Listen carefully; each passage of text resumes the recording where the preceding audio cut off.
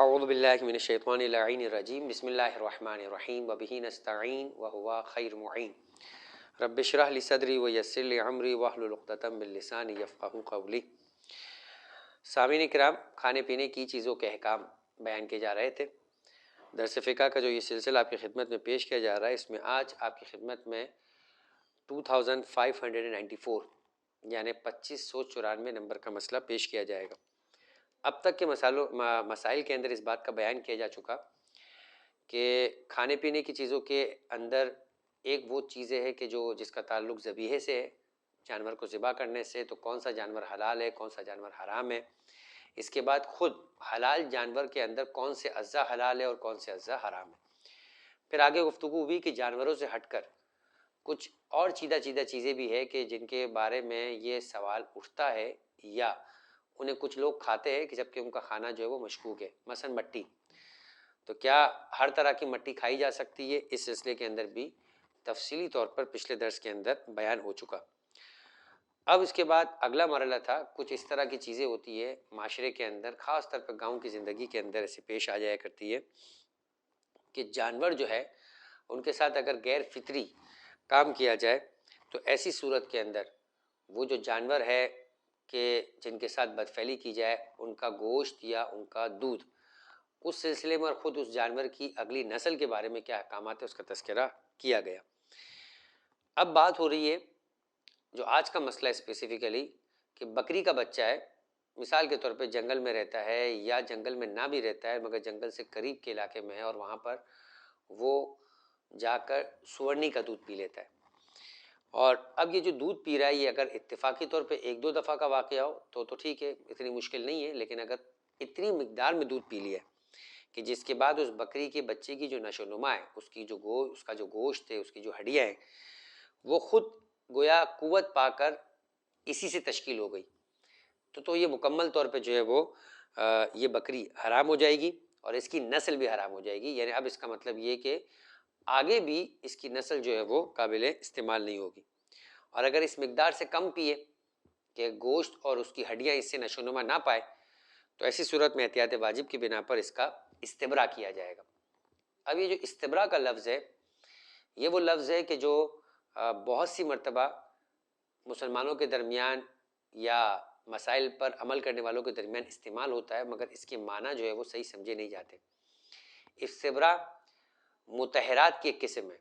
جس طرح سے پانی ہے، زمین ہے، سورج ہے، استحالہ ہے، انقلاب ہے، انتقال ہے، اسلام ہے، طبیعت ہے، یہ سب چیزیں مطہرات ہیں کہ یہ چیزیں وہ ہے کہ جو متنجس چیزوں کو پاک کر سکتی ہے، اور ان کے اپنے اپنے احکامات ہیں۔ پانی سے کون سی متنجس چیز ہے جو پاک ہو سکتی ہے؟ خود پانی کے اندر مختلف قسمیں ہیں کہ قلیل پانی ہے، کور پانی ہے، بارش کا پانی ہے، کنویں کا پانی ہے،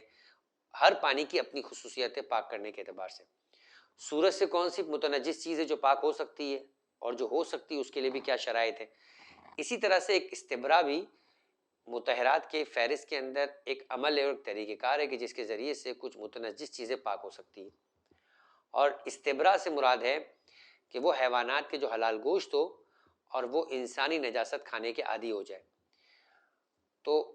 اتنے عرصے تک وہ کھائے کہ جس کے بعد اس کی نشو و نما، اس کا جو گوشت ہے وہ گویا اس سے پروان چڑھ جائے، تو پھر اس کا گوشت کھانا حرام ہو جاتا ہے۔ لیکن وہ حرام ابدی نہیں ہے، اس کا استبراء کا طریقہ کار شریعت نے بتایا ہے کہ اتنے عرصے تک آغا سیستانی فرماتے ہیں کہ دور رکھا جائے کہ جس کے بعد اطمینان ہو جائے، یعنی اس انسانی نجاست سے، اور اس کو حلال غذا کھلائی جائے، جو بھی وہ گھاس وغیرہ کھایا کرتا ہے جانور، کہ جس کے بعد یہ اطمینان ہو جائے کہ اب اس کی نشو و نما جو ہے وہ اس جو ہے وہ حلال طریقے سے یا حلال غذا سے ہو گئی ہے۔ کچھ مراجع ہیں جو اس کے لیے دنوں کی تعداد لگاتے ہیں، مثلا بڑا جانور اونٹ ہے تو 40 دن ہے، اس سے چھوٹا ہے تو 30 دن ہے، اس سے چھوٹا ہے تو 20 دن ہے، مرغیوں کے لیے 3 دن ہے، مگر آغا سیستانی اس تعداد، دنوں کی جو تعداد ہے اس کے لیے احتیاط مستحب استعمال کرتے ہیں، وہ اس کو ریکمینڈڈ تو کہتے ہیں، یعنی بہتر تو ہے لیکن یہ لازم نہیں ہے۔ اسی طریقے سے کہتے ہیں کہ اگر بکری کا جو بچہ ہے اس نے سورنی کا دودھ پی لیا ہو اور اتنے عرصے تک نہیں پیا ہو کہ جس میں اس کا گوشت اور اس کی ہڈیاں جو ہے وہ اس سے قوت حاصل کرے، تو آغا سیستانی فرماتے ہیں کہ پھر اس کی نسل حرام نہیں ہے۔ یہ احتیاط واجب کی بنا پر اگر اس کا استبراء کیا جائے تو وہ حلال ہو جائے گا۔ اور اس کا استبراء کیا ہے؟ انسانی نجاست کھانے والے حلال گوشت جانور کا استبراء آپ نے سن لیا، مگر جو سورنی کا دودھ پیے تو اس کا استبراء یہ ہے کہ 7 دن پاک دودھ پیے، اور اگر وہ دودھ نہ پیے، وہ تو غلطی سے اس نے اس کا دودھ پی لیا ہے، تو پھر وہ گھاس کھائے، تو 7 دن تک اگر گھاس کھاتا ہے بکری کا بچہ تو اس کا استبراء ہو جاتا ہے، اب اس کا گوشت جو ہے وہ حلال ہے، اور اس کی نسل بھی جو ہے وہ پاک ہے، اور اس کا دودھ بھی پیا جا سکتا ہے بعد میں جب یہ دودھ دینے کے قابل ہو جائے۔ بکری کے بچے کے علاوہ بھیڑ کا بچہ، یعنی بھیڑ کا شیرخوار بچہ، یا گائے کا مثال کے طور پر بچہ دودھ پیتا، یا دوسرے حلال گوشت جانور مثلا بھینس کا بچہ، احتیاط واجب کی بنا پر بکری کے بچے کے حکم میں یعنی ان کا بھی استبراء کیا جائے گا اگر ان کا گوشت اور ان کی ہڈیاں سورنی کے دودھ سے جو ہے وہ تشکیل پائی ہو۔ اگر تشکیل پائی ہے تو کھایا ہی نہیں جا سکتا، لیکن اگر تشکیل نہیں پایا ہے، کم مدت استعمال کیا گیا ہے، تو ایسی صورت میں استبراء ہوگا، اور استبراء کے لیے انہیں بھی 7 دن تک گھاس وغیرہ جو ہے وہ کھلائی جائے گی تاکہ اس کے بعد پھر وہ بچہ پاک ہو جائے۔ نجاست کھانے والے حیوان کا گوشت کھانا بھی حرام ہے، جیسے کہ بیان کیا گیا کہ انسانی فضلہ کھانے والا کوئی بھی حلال گوشت جانور ہے، اگر وہ اس کا عادی ہو گیا ہے تو پھر اس کا گوشت کھانا بھی حرام ہے، اور اس کا بھی استبراء کیا جائے گا تو وہ حلال ہوتا ہے، اور اس کا استبراء بیان کیا گیا کہ آغا سیستانی کے نزدیک یہی ہے کہ اس جانور کو اتنے عرصے تک حلال غذا کھلائی جائے کہ جس کے بعد پھر اسے نجاست کھانے والا حیوان نہ کہا جائے، اب یہ عنوان اس پر سے ہٹا دیا جائے۔ البتہ جو دنوں کی قید ہے وہ آغا سیستانی کے نزدیک احتیاط مستحب کی بنا پر ہے،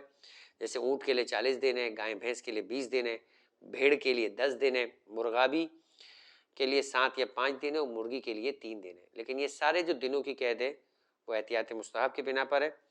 اگر اس سے کم مدت کے اندر بھی جانور کو نجاست کھانے والا حیوان اب نہ کہا جائے تو اس کا استبراء ہو جاتا ہے، اور پھر اس کا گوشت کھایا جا سکتا ہے۔ اگلا مسئلہ وہ بہت اہم ہے، اب بہرحال مسلمان ممالک بھی ان مسائل کا شکار ہو چکے ہیں، افسوس کے ساتھ کہ بہت سارے ایسے ممالک ہیں کہ جو سو کولڈ یعنی ان کے اوپر نام تو مسلمانوں کا ہے، رہنے والوں کی اکثریت بھی شاید مسلمانوں کی ہو، لیکن سننے میں بعض اوقات ایسا آتا ہے کہ جب ان ممالک یا شہروں کے اندر بھی ماہ رمضان آنے کے بعد اگر کچھ تھوڑا سا تقدس کا خیال آ جاتا ہے اور شراب کی دکانیں بند ہو جاتی ہیں تو معلوم ہوتا ہے کہ اس کے اکثر خریدار مسلمان ہی تھے۔ تو اس صورتحال کو دیکھا جائے تو بہرحال یہ وہ مسئلہ ہے کہ ایسا نہیں کہا جا سکتا کہ شاید مبتلا بے نہ ہو، یعنی پیش نہ آنے والے مسائل میں سے ہو، بلکہ اب یہ وہ مسئلہ ہے کہ جو مسلمانوں کے درمیان بھی اتنا ہی پیش آ رہا ہے، اور ضروری نہیں ہے کہ انسان خود خدا نہ خواستہ اس چیز کا شکار ہو، مگر جو اس کے ساتھ اٹھنے بیٹھنے والے دیگر افراد ہیں، چاہے مسلم چاہے غیر مسلم، اگر وہ بھی اس چیز کا شکار ہے یا اس خراب عادت میں مبتلا ہے یا اس حرام اور گناہ کبیرہ میں مبتلا ہے جس کا نام شراب پینا ہے، تو شراب ایک ایسی چیز ہے کہ جس کے بارے میں کہا گیا کہ لعن اللہ، یعنی پروردگار عالم لعنت کرتا ہے شراب پینے والے پر بھی، شراب پلانے والے پر بھی، شراب بیچنے والے پر بھی۔ تو جو یہ شرب خمر ہے یعنی جو شراب پینا ہے، ایک ایسا عمل ہے کہ جس کے بارے میں آغا سیستانی اپنی توضیح کے اندر ایک روایت نقل کرتے ہیں کہ صادق آل محمد امام جعفر صادق علیہ افضل الصلاۃ والسلام فرماتے ہیں کہ شراب برائیوں کی جڑ ہے اور گناہوں کا منبع ہے، یعنی گویا اس گناہ کے بعد ہر گناہ کرنا آسان ہے، یہ وہ جڑ ہے کہ جس کے اوپر پھر تنا اور درختی ہے، اور گویا اگر تمام گناہوں کو ایک کمرے میں بند کر دیا جائے تو اس گناہوں کی جو بنیاد ہوگی وہ شراب پینا ہوگا۔ اور فرماتے ہیں امام کہ جو شخص شراب پیے وہ اپنی عقل کھو بیٹھتا ہے، اس کے بعد وہ خدا کو نہیں پہچانتا، کوئی بھی گناہ کرنے سے وہ اپنے آپ کو بچا نہیں سکتا، اور وہ پھر خوف نہیں رکھتا، کسی شخص کا احترام نہیں کرتا، یہاں تک کہ اپنے قریبی رشتہ داروں کے حقوق کا بھی پاس نہیں رکھتا، بعض روایتوں میں یہ کہ اپنے محارم کے رشتے کا بھی احساس ختم ہو جاتا ہے، کھلم کھلا برائی کرنے سے شرماتا نہیں، اگر کوئی شراب کا ایک گھونٹ پی لے تو خدا، فرشتے اور انبیاء اور مومنین اس پہ لعنت بھیجتے ہیں، اور مکمل مدہوشی تک اگر وہ پیے یعنی اس قدر پیے کہ جس کے بعد اس کی عقل اس کے ہاتھ سے نکل جائے تو ایمان اور خدا شناسی کی روح اس کے بدن سے نکل جاتی ہے، گویا اب اس کی روح سے ایمان ہی رخصت ہو جاتی ہے، اور ناقص خبیث روح جو خدا کی رحمت سے دور ہوتی ہے وہ اس کے بدن میں رہ جاتی ہے۔ 40 دن تک ایسے شخص کی نماز قبول نہیں ہوتی، ممکن ہے کہ ایک وقت پیو مگر اس کا اثر 40 دن تک اس کی عبادتوں کی روحانی کیفیت پہ پڑتی ہے، تو اگرچہ کہ نماز پڑھنا اس پہ واجب رہے گا، لیکن اس کے باوجود بھی جو قبولیت نماز کا مقام ہے اس مرحلے کے اندر آ کر جو ہے وہ اس کے لیے مسائل پیدا ہوں گے۔ تو یہ ایک ایسا عمل ہے، اس اعتبار سے شراب پینا حرام ہے۔ کھانے پینے کے مسائل میں بیان کیا گیا کہ چاہے کتنا ہی، یعنی خود قرآن مجید میں پروردگار عالم نے فرمایا ہے کہ لوگ بیان کرتے ہیں کہ شراب کے اندر منافع ہے، لیکن اس کی جو منفعت ہے اس کے مقابلے میں اس کا جو گناہ ہے یا جو اس کا نقصان ہے وہ اس سے کہیں زیادہ ہے۔ اس سے بڑھ کر کیا نقصان ہوگا کہ انسان کا ایمانی اس سے رخصت ہو جائے، اور پھر اس کے بعد انسان ہر قسم کے گناہ، حتیٰ یہ کہ پروردگار عالم کی معرفت کی بھی جو ہے وہ نہ ہونے کے گناہ کا شکار ہو جائے۔ اگلا مسئلہ اس سے ریلیٹڈ کہ جو میں نے آپ سے کہا کہ ضروری نہیں کہ انسان خدا نخواستہ اس گناہ کے اندر خود ملوث ہو، مگر اگر اس کے ساتھ لوگ ملوث ہے یا وہ کسی ایسے ریسٹورینٹ یا دسترخوان پہ جا رہا ہے، کسی ایسی دعوت کے اندر موجود ہے، تو وہاں بھی مسائل پیدا ہو سکتے ہیں۔ مسئلہ نمبر 2596 میں اس بات کو بیان کیا گیا کہ جس دسترخوان پہ شراب پی جا رہی ہو یا اس پر شراب رکھی گئی ہو تو وہاں کوئی بھی چیز کھانا حرام ہے۔ آپ شراب نہیں پی رہے، آپ کولڈ ڈرنک پی رہے، آپ جوس پی رہے، آپ کوئی اور اسنیکس کھا رہے ہیں، مگر آپ کی ٹیبل پر ہی شراب سرو ہو رہی ہے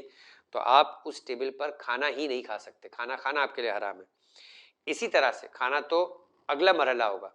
جس دسترخوان پر بیٹھ کر شراب پی جا رہی ہو اس دسترخوان پر بیٹھنا بھی احتیاط واجب کی بنا پر حرام ہے۔ لہٰذا چاہے پھر وہ ریسٹورینٹس ہو، اگر آپ کی ٹیبل کے اوپر سرو ہو رہی ہے، آپ کے ساتھ کوئی آفس میٹنگ ہو رہی ہے، کوئی کلیگ آیا ہوا ہے، کوئی نان مسلم ہے، آپ اس ٹیبل پہ نہیں بیٹھ سکتے کہ جس ٹیبل کے اوپر شراب سرو کی جا رہی ہے، اور نہ ہی وہاں بیٹھ کے کھانا کھا سکتے۔ بیٹھنا بھی حرام ہے، کھانا کھانا بھی حرام ہے۔ تو لہٰذا ایک ایسی چیز ہے کہ جس کا باہر کے ممالک میں رہنے والے مومنین تو شکار ہوتے ہی ہے، مگر اب چونکہ یہاں کی کیفیات بھی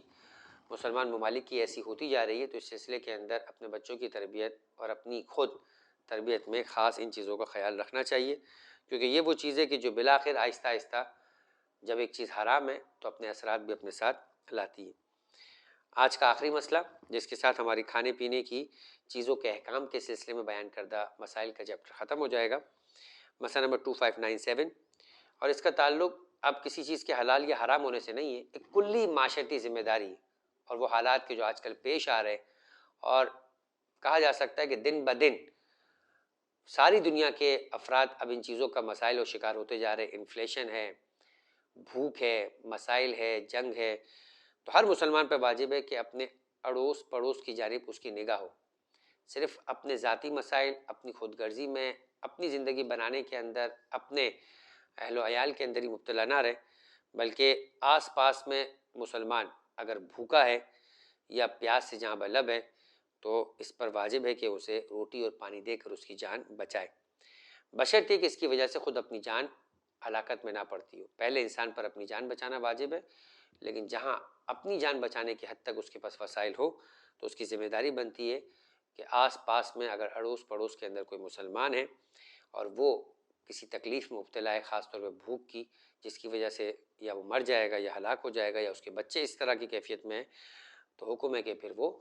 ان کی جان بچانے کے لیے اقدام کرے۔ اسی طرح فرماتے ہیں کہ اگر وہ شخص مسلمان نہیں بھی ہے لیکن اگر وہ انسان ہے